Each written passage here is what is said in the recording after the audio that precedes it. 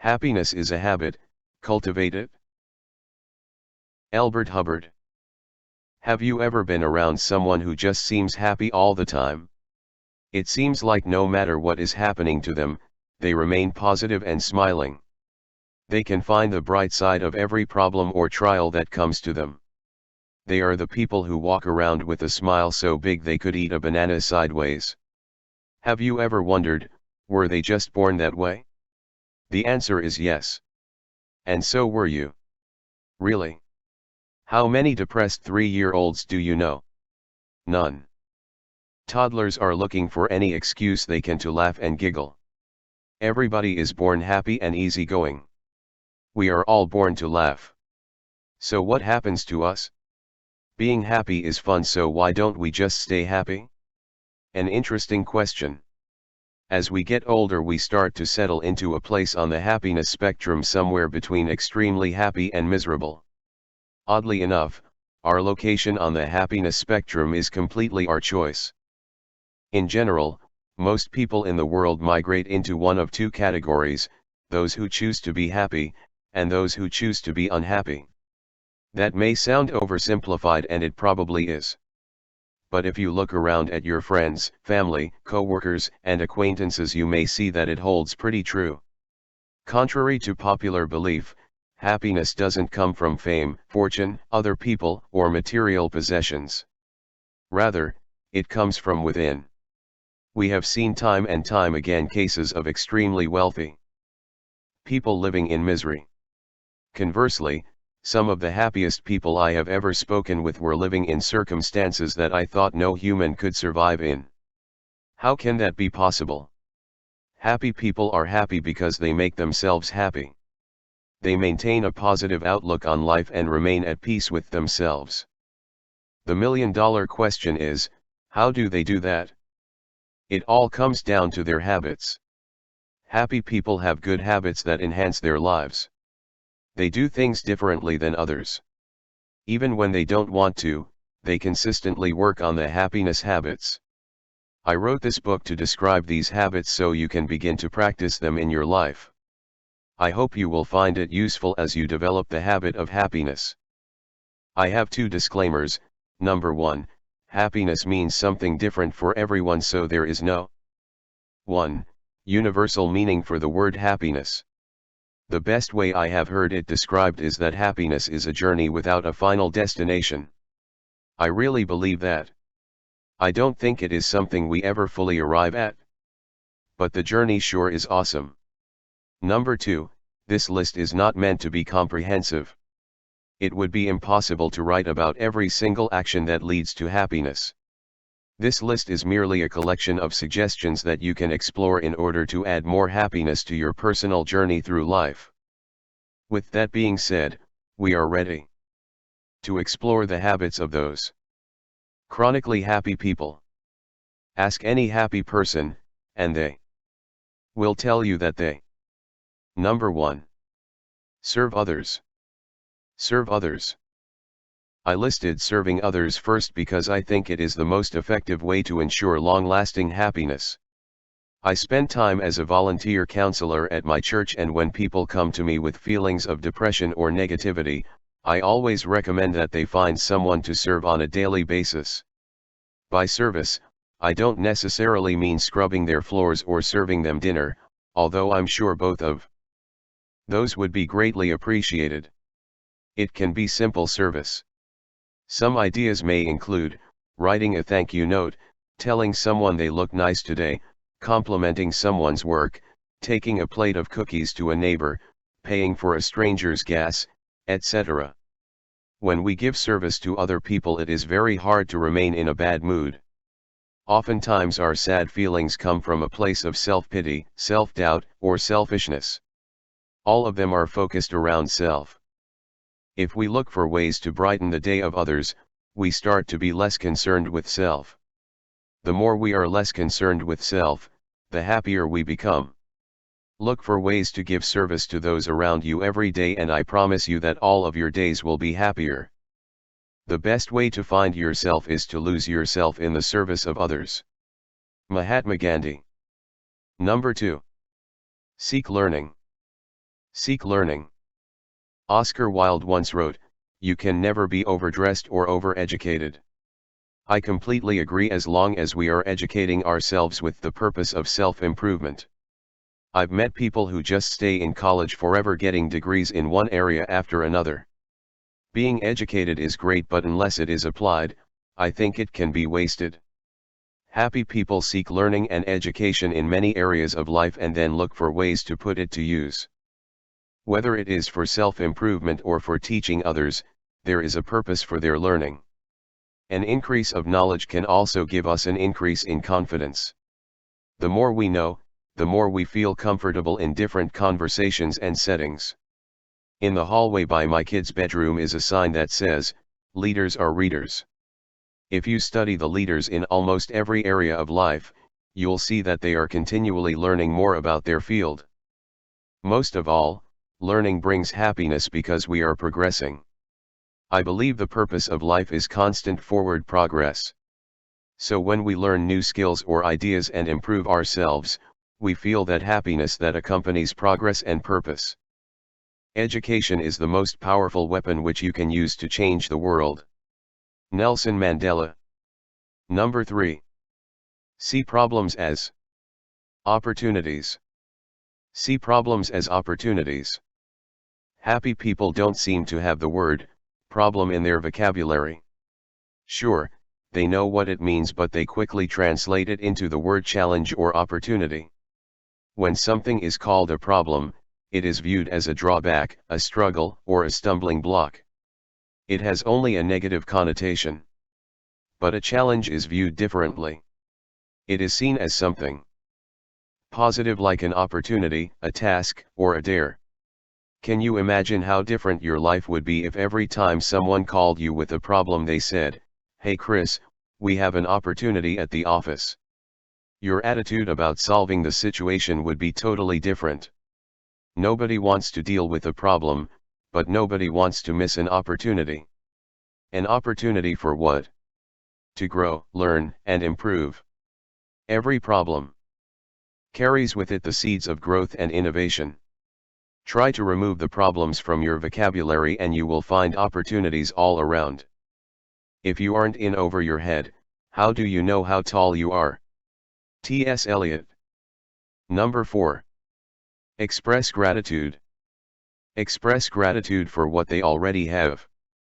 There's a popular saying that goes something like this: the happiest people don't have the best of everything, they just make the best of everything they have. You will have a deeper sense of contentment if you count your blessings instead of yearning for what you don't have. I have found this to be true countless times as I have visited, or lived in, countries where the standard of living was extremely low. I've found some of the happiest people in my life in homes that consisted of nothing more than a bunch of plywood and scraps of sheet metal nailed together. The whole family slept, ate, and played in one small square room that barely kept out the elements. But for what the home lacked in physical size and beauty, it overflowed with joy and love. Happiness has nothing to do with our external circumstances. It has everything to do with our internal attitude.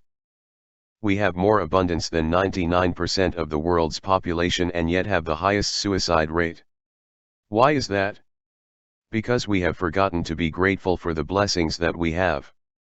The race to get more stuff has led us to link our happiness to how much we accumulate. And since there will always be someone with more stuff than us, we start to feel inadequate and depressed. The cure for this is to develop an attitude of gratitude.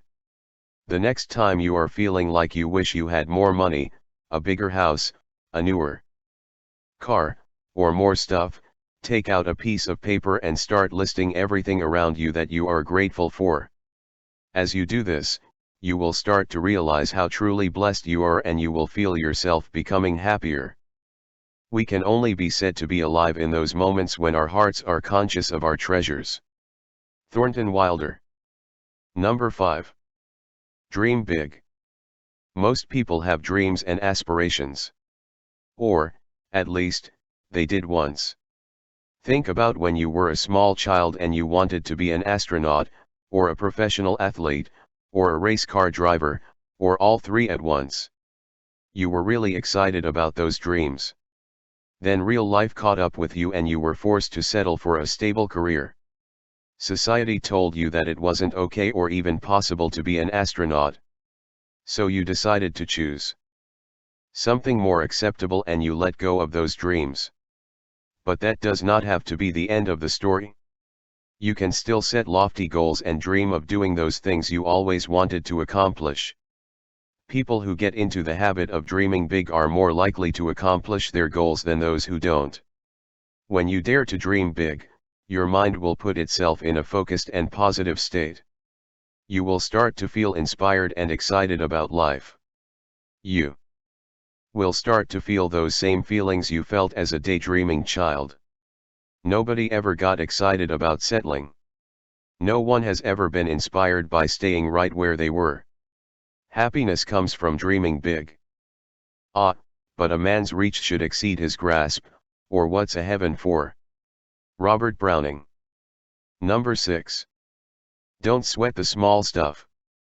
Happy people ask themselves, will this problem matter a year from now? They understand that life's too short to get worked up over trivial situations. Many of us have a habit of stressing over the small stuff. It even seems like we enjoy it. Constant stress is almost like an addiction. I know that sounds ridiculous, but take a look around and observe people.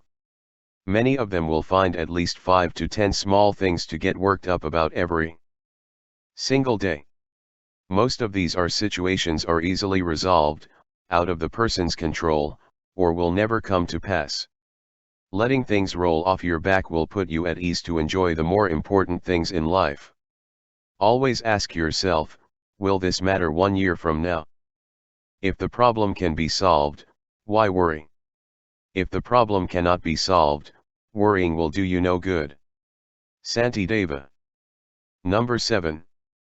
Speak well of others. Speak well of others. We sure love to gossip. Some people say that baseball is our national pastime, but I'd say gossip is competing for that top spot.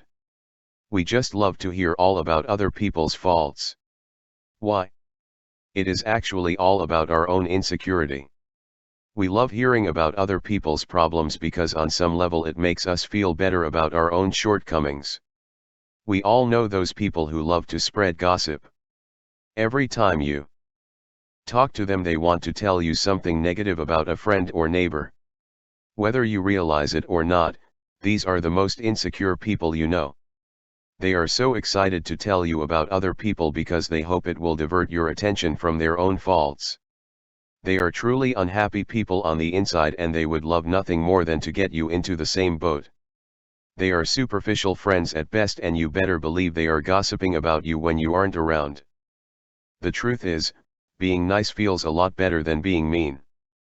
As fun as gossiping is, it usually leaves you feeling guilty and resentful. Saying nice things about other people encourages you to think positive, non-judgmental thoughts. You will find that as you say nice things about people behind their back, they will do the same to you, and you will have a lot more true friends. Kind words can be short and easy to speak, but their echoes are truly endless. Mother Teresa.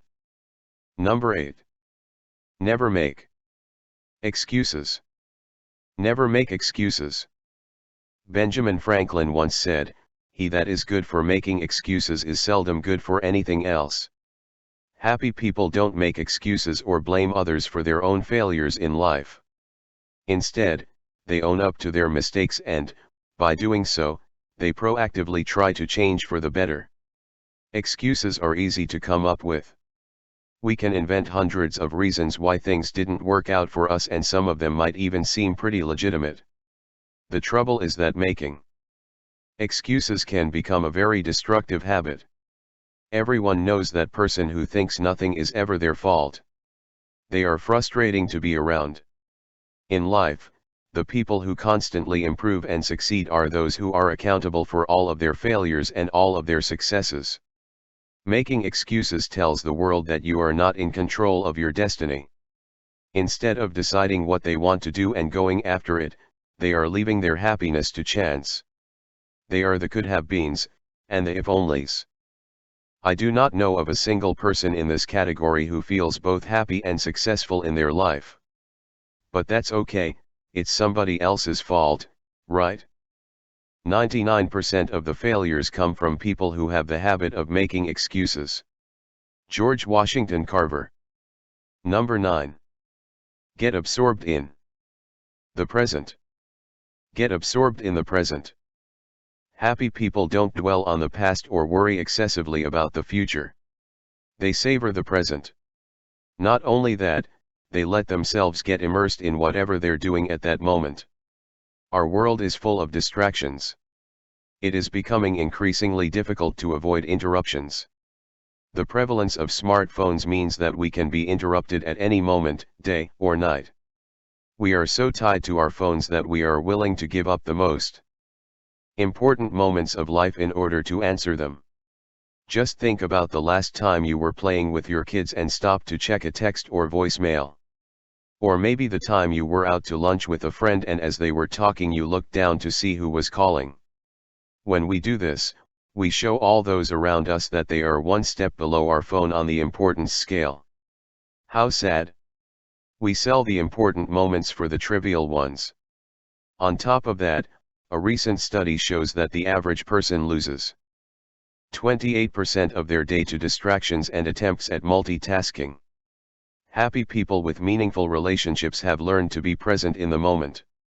Don't try to talk to your spouse while thinking about work. You'll come across as uncaring. Don't fall into the trap of trying to multitask. Those people who claim to be good multitaskers have really just mastered the art of doing a bunch of things poorly at the same time. If you find yourself jumping between tasks or start to feel your mind wandering from a conversation, stop yourself and refocus on the current situation. In no time at all you will notice that you are more productive, your relationships with your friends, spouse, and children will become deeper, and you will feel happier. Do not dwell in the past, do not dream of the future, concentrate the mind on the present moment. Buddha. Number 10. Wake up at the same time every morning. Wake up at the same time every morning. Your day starts in the morning and the actions you take in the first hour of your day will determine how the rest of it goes. It is hard to form good morning habits when you constantly change your wake-up time.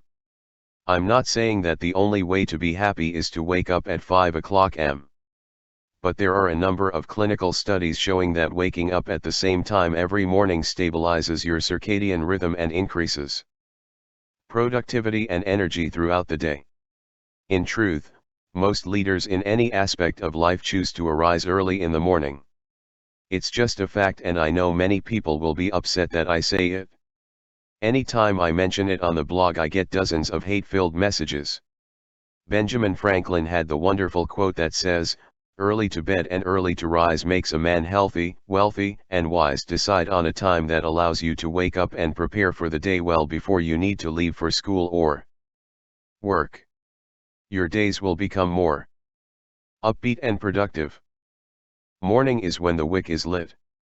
A flame ignited, the day delighted with heat and light, we start the fight for something more than before. Jeb Dickerson. Number 11. Avoid social comparison. Avoid social comparison. Comparing ourselves to others is a very easy habit to fall into. It is the easiest, and worst, way for us to determine how we're doing in life. Earlier in the book we talked about how humans are competitive by nature. Many of us also tend to be very insecure. We need constant reminders of how good we are. Social comparison is the way that we feed our approval addiction. This is how the thought process goes: I have a bigger house than he does, therefore we must be doing better than them. Which makes sense because I'm smarter and work harder than he does. Or another one: my son started reading when he was 4 but her kid is still sounding out words when he's 6. My kids are so much smarter because I am such a good mother. If you want to see social comparison at its finest, go to a playground where a lot of mothers are standing around talking while their children play. If you listen for at least 5 minutes you will hear them brag. back and forth about their children as they try to one-up each other. How silly it is that we tie our own self-worth to the status of people who don't really matter. Everyone works at their own pace, so why compare yourself to others? If you think you're better than someone else, you gain an unhealthy sense of superiority. If you think someone else is better than you, you end up feeling bad about yourself. Happy people measure their self-worth against their own goals for themselves, not against others. They are happy when other people succeed, instead of succumbing to feelings of jealousy. You'll be happier if you focus on your own progress and praise others on theirs. There is plenty of room at the top for everyone. When you are content to be simply yourself and don't compare or compete, everybody will respect you. Lao Tzu. Number 12. Choose friends wisely. Choose friends wisely. Misery loves company. That's why it's important to surround yourself with optimistic people who will encourage you to achieve your goals. It has been said that you are the average of your 5 closest friends. So if a majority of your friends are negative gossipers, chances are that you are too, or soon will become that way. Conversely, if you make friends with people who are positive and push you to be better, you will start to feel more optimistic and accomplished. Take a second to think of your 5 closest friends. What are they like? Remember that the more positive energy you have around you, the better you will feel about yourself. Your friends will decide who you are. Choose wisely. You meet people who forget you. You forget people you meet. But sometimes you meet those people you can't forget. Those are your friends. Martin Luther King Jr. Number 13. Never seek approval from others. Never seek approval from others. Happy people don't care what others think of them. They follow their own hearts without letting naysayers discourage them. They know that it is impossible to please everyone. Nobody knows you better than you. It is impossible for others to fully understand why you are chasing certain dreams or why you choose to follow your personal set of beliefs. And that's okay. You will never understand their motivations either. Most people will give you advice based on their beliefs, not yours. They will give you answers that worked for them but might end up being completely wrong for you. It is important to listen to what people have to say, but never seek anyone's approval but your own. A truly strong person does not need the approval of others any more than a lion needs the approval of sheep. Vernon Howard. Number 14. Take time to listen. Take time to listen. Talk less, listen more. Listening keeps your mind open to others' wisdom and outlook on the world. It is amazing how much collective wisdom is out there among the people you associate with. There will always be someone who has faced similar problems to your own. Their insights may help you resolve a concern that has been troubling you for a long time. But if you fail to listen, you will never benefit from what they might share. The greatest obstacle to effective listening is excessive talking. We get so anxious to tell our side of things that we sometimes forget to listen to what others are saying. The more intensely you listen, the deeper your relationships will be, and the more content you will feel. Wisdom is the reward you get for a lifetime of listening when you'd have preferred to talk. Doug Larson. Number 15. Nurture social relationships. Nurture social relationships. A lonely person is a miserable person. Happy people understand how important it is to have strong, healthy relationships. So, how do we develop strong relationships? The answer lies in the truth that love is spelled T-I-M-E. If you want to increase the number and depth of your relationships, you need to find ways to devote quality time to the people close to you. Quality time is more than just going to a movie together or watching television in the same room as one another. You must connect with them on a deeper level if you want to have true friends. To strengthen your relationships, try to participate in more meaningful conversations. Serve those you love. Perform unexpected acts of kindness to help brighten their day. Always be willing to listen intently to their challenges. Be there for them when they need someone to lean on. There is a great quote that says, "When I went looking for a friend, there were none to be found. But when I went out to be a friend, I found them all around." Your relationships will determine much of your personal happiness. The more you nurture them, the greater joy you will have. Good friendships are fragile and precious things and require as much care as any other fragile and precious thing. Randolph Bourne. Number 16. Meditate or pray. Meditate or pray. Meditating helps you to silence your mind and find inner peace. I'm not necessarily talking about the meditation where you cross your legs and make the funny shape with your hands while humming. I am talking about a time where you just sit still with no distractions and think to yourself. When you first start meditating, you will find it difficult to sit for more than 30 seconds in silence. Your brain will bounce all over the place to try and fill the void. Here's a trick that can help you be more present in the moment. As you close your eyes, try to focus on the information coming from all of your other senses. What do you hear, feel, smell, etc.? This will help you focus on the moment and keep you from worrying about your day. It is amazing how much you can experience in your surroundings without opening your eyes or your mouth. Try to find 5 to 10 minutes a day to sit quietly and clear your mind of your normal stresses. After a few days it will become easier and easier to focus on the moment. As you learn to still your mind, you will notice a number of positive results, including less stress, more enjoyment in your day, greater productivity, better problem-solving skills, and more happiness. Meditation is the life of the soul. Action, the soul of meditation, and honor the reward of action. Francis Quarles. Number 17. Eat well. Eat well. Food can have an immediate and lasting effect on your mental health and behavior because of the way it affects the structure and function of your brain. Everything you eat directly affects the hormones your body produces, which will dictate your moods, energy, and mental focus. So it's no wonder that stimulants, such as sugar or caffeine, can kick you into high gear and then send you crashing and feeling worse than before. Apart from that, junk food makes you sluggish, and it's difficult to be happy when you're in that kind of state. A better way to achieve a long-lasting sunny outlook is by eating nutrition-packed foods, reinforcing the old adage, you are what you eat. Some good examples are honey, almonds, walnuts, tomatoes, avocado, eggs, bananas, whole grain bread, cheese, spinach, and dark chocolate.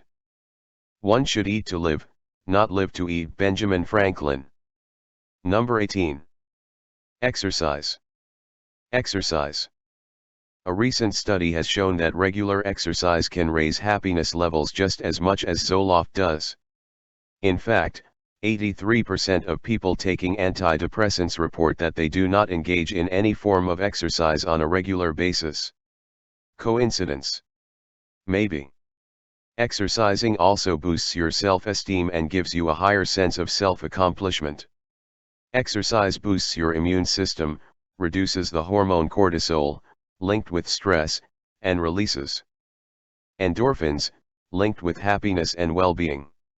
You don't have to spend hours and hours at the gym each day to reap these benefits. It only takes 20 minutes of walking to start producing some of these effects.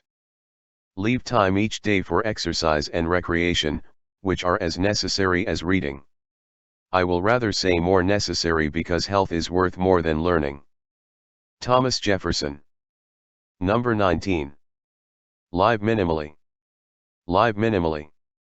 Happy people rarely keep clutter around the house because they know that extra belongings weigh them down and make them feel overwhelmed and stressed out.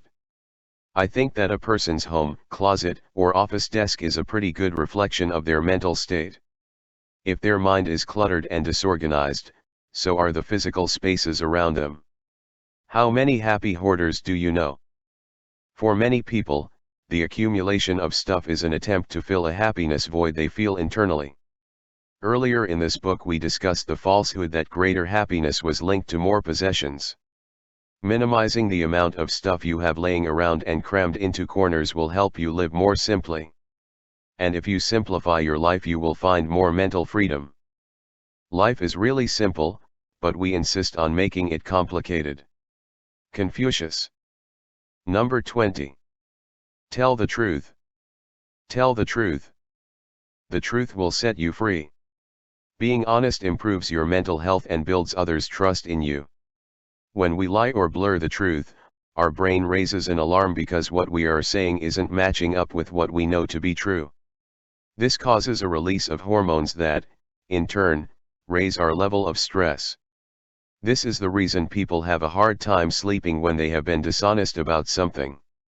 This effect occurs both with major lies and the little white lies. Dishonesty causes disharmony. Imagine playing a chord on the piano. It sounds wonderful when all of the notes are played correctly. Now imagine you move one finger up onto the wrong note. The whole chord sounds dysfunctional and hard to listen to. When we are not honest, our character becomes dysfunctional like the misplayed chord. Whether we realize it or not, everyone can hear it. Lying also has an effect on our self-esteem. On the inside, nobody likes telling lies. So when we get into dishonest habits, we start to view ourselves as bad people. Strangely, this also leads us to lie more often in order to compensate for how low we feel about ourselves. In a time when dishonesty is the societal norm, telling the truth will set you apart as exceptional and boost your confidence. Truly, honesty is the cornerstone of all success, without which confidence and ability to perform shall cease to exist. Mary Kay Ash. Number 21. Accept what can't be changed. Accept what cannot be changed. Once you accept the fact that life is not fair, you'll be more at peace with yourself. Instead of obsessing over how unfair life is, just focus on what you can control and change it for the better. The great Roman emperor and philosopher Marcus Aurelius said, "You have power over your mind, not outside events." Realize this, and you will find strength. Almost everything that we can control is inside us.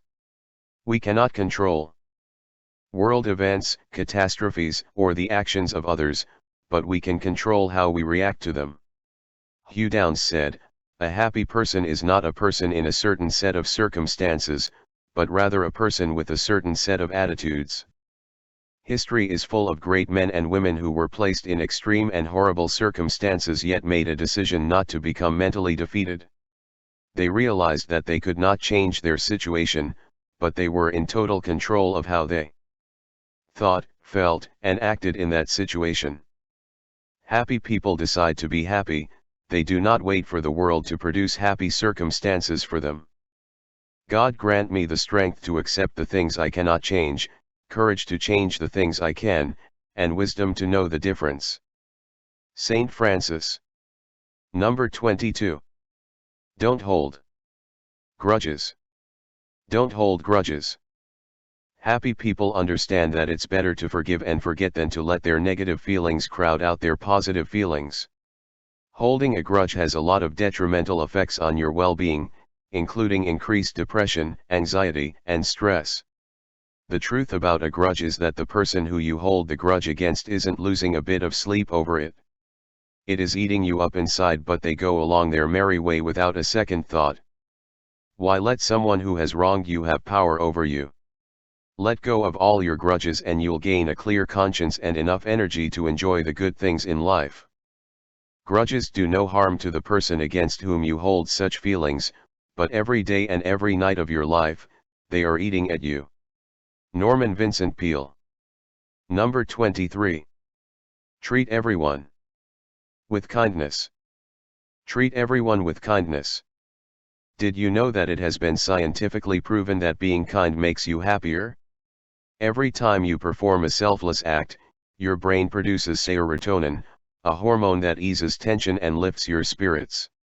Not only that, but treating people with love, dignity, and respect also allows you to build stronger relationships. When you are in a bad mood or feeling down, look for someone to share a kind word with. As soon as you compliment them, you will immediately start to feel better. Happy people do not wait for people to be nice to them. They look for opportunities to be kind to others first, and in the end they find that many people are nice to them. Kindness in words creates confidence. Kindness in thinking creates profoundness. Kindness in giving creates love. Lao Tzu. Conclusion. Abraham Lincoln said, "People are just as happy as they make up their minds to be."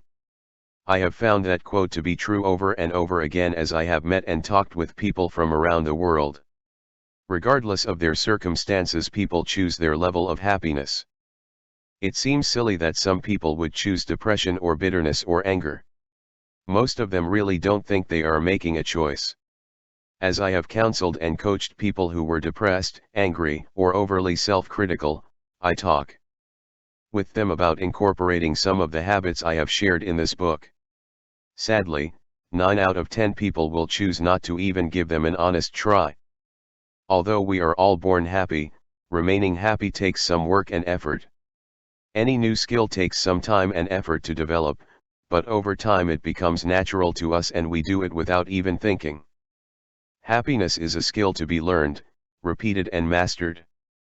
As you work at incorporating the information in this book into your life, you will find that you will develop the habit of happiness. A great way to start turning these principles into habits is to focus on just 1 or 2 a week. You can write down the one you are working on and post it in a place you will see it a couple times a day. It is amazing how much happiness and success you can feel by improving in just one area. After all is said and done, the best way to be happy is to just decide to be happy.